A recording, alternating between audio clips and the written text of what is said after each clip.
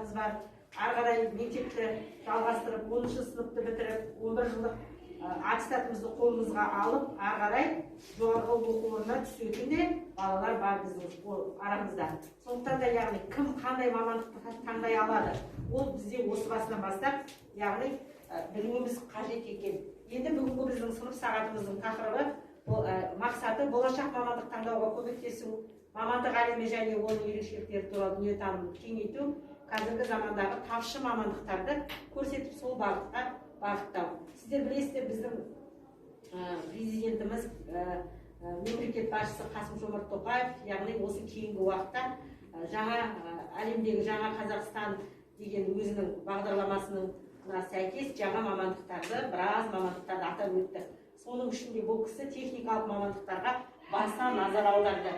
Бұл кісі былай дейді: бәріміз білімге деген көзқарасымызды өзгертуіміз керек. Гуманитарлық мамандықтар құмарлықтың заманы өтті. Техникалық мамандықтарға басымдық беру керек. Өнеркәсіптік инженерлердің жаңа буынын өсіру қажет дейді. Яғни сіздер білесіздер, қазіргі таңда біздің мысалы өзіміздің Балқаш қаласында үлкен комбинатымыз бар. Осы комбинатта бізде экономистер, инженерлер, сол сияқты автомеханика мамандықтары тапшы екен.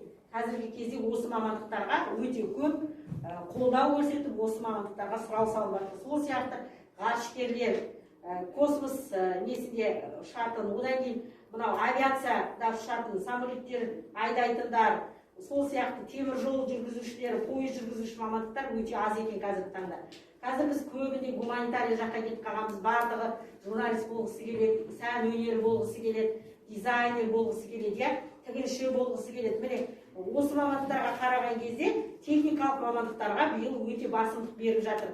Бұны біздің мемлекет басшымыздың өзі де осылай деп айтып жатыр екен. Міне ендеше осыған назар аудару керек екен.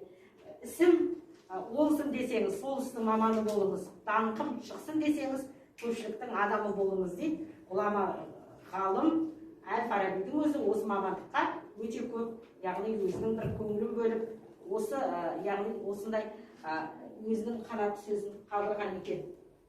Енді жалпы мамандық деген не? Бұл мамандық дегеніміз латын сөзінен шыққан, жұрт алдында сөйлеу, жариялау дегенге саяды. Есте жоқ, ескі заманда мамандықтың қазіргідей түрі болмады. Әр адам барлық жұмыспен өзі ғана айналысатын. Дегенмен әйелдер мен ерлерге деп бөлінетін жұмыстар болған. Ерлер аң аулап, үй тұрғызып, қару-жарақ жасаса, әйелдер жүруге жарамды өсімдіктер жинап, тамақ пісірген, киім-кешек тігіп, бала